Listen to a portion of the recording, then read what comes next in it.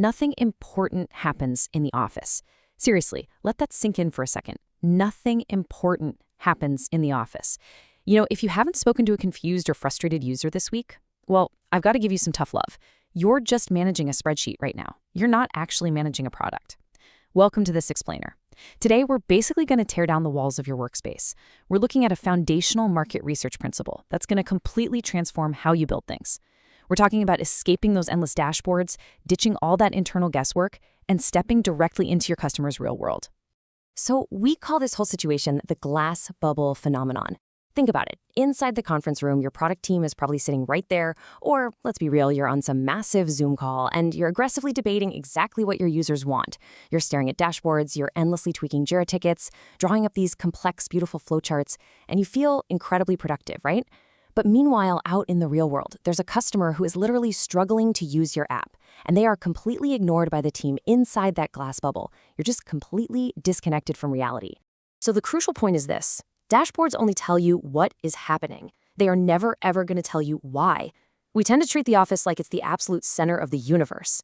We convince ourselves we can perfectly understand the market's problems just by staring at analytics and holding endless internal alignment meetings. But listen, if you're building products based solely on internal metrics and whatever the executives happen to think, you are quite literally building products for ghosts. The absolute most valuable insights, they always come from real conversations. And staying inside that bubble carries a truly devastating cost. Let this brutal reality check sink in for a minute. Industry research estimates that roughly 90% of new product launches completely fail to achieve their intended commercial impact. 90%. No way, right? But it's true. That massive slice represents just countless hours of engineering, design, and marketing that all just evaporated because it didn't actually land in the real world. Now, if we dig a little deeper into that massive failure rate, we find a really interesting number, 35%. Over a third of those failures occur simply because teams built products without actually validating a real market need. I mean, they built what made perfect sense in the conference room. They built what they thought was super cool. But they entirely failed to build what actually made sense out in the real world, to the people, the ones actually pulling out their credit cards. Which brings us to the technology-first trap. And honestly, this is where the agitation gets incredibly painful for a product manager's career. On one side, you have these endless spreadsheets, you fall in love with what your code or that shiny new AI feature can do. You might even think, hey, I sent out an email survey, so I talked to the market. But here's the thing, data is not empathy. While you're in there polishing your code, your actual buyer is practically tearing their hair out over some basic user interface bottleneck.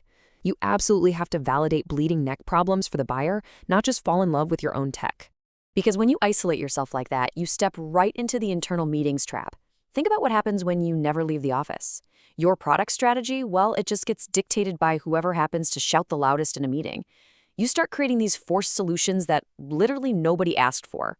And all that does is add noise to your product instead of clarity, which directly erodes user trust and ultimately really damages your brand's credibility. If your goals for the year don't explicitly force you to get out of the building and conduct real voice of the market research, you are absolutely guaranteed to build products based on pure hallucination. I want you to just imagine hanging this totally absurd award up on your office wall. Spent 6 hours color coding the roadmap. Let's be brutally honest for a second here. Fun fact, no customer in the history of the world has ever purchased your software because they were just so impressed by how perfectly organized your backlog was. It really doesn't matter how pretty your roadmap is. They only buy when you fix an actual, tangible pain for them. So it is definitely time to put the spreadsheet down. Okay, let's dive into this, because the cure to this entire internal echo chamber lies in a really foundational market research principle. It comes from the Pragmatic Institute, and it's called NIHITO. NIHITO. It stands for Nothing Important Happens in the Office. And listen, this isn't just some catchy phrase. It's an absolute necessity.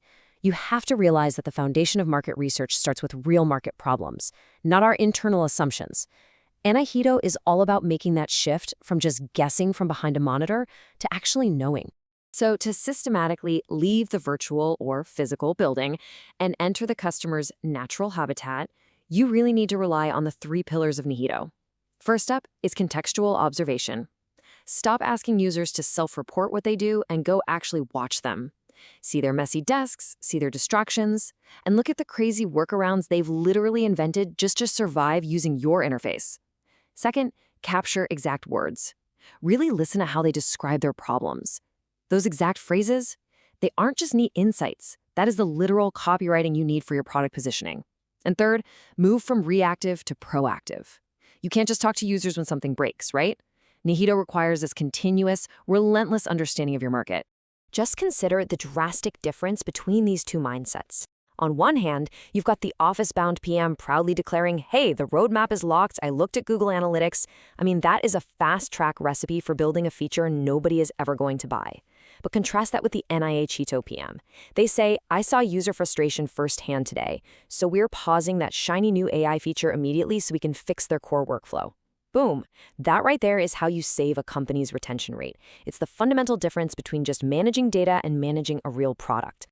Let's move to the solution and see how this builds into an exact tactical playbook. Look, people act exactly how they're incentivized, so you really have to operationalize this. Pragmatic Institute instructor Paul Young recommends these 3 straightforward steps. Step 1, set a ruthless quota. You should aim for 10 qualitative visits per quarter for every single product manager, because if it isn't measured, it just won't happen. Step 2, schedule it weekly. Block out time on your calendar for 1 visit a week and treat that meeting as way more sacred than any internal sync. And step 3, debrief broadly. A NIHITO visit is totally useless if those insights just die in your personal notebook. You've got to immediately distill that market reality and inject it straight into the bloodstream of your engineering, design, and marketing departments. It all basically synthesizes down into this really simple formula. Empathy combined with contextual observation, driven by consistent quotas, equals an absolutely unstoppable product market fit.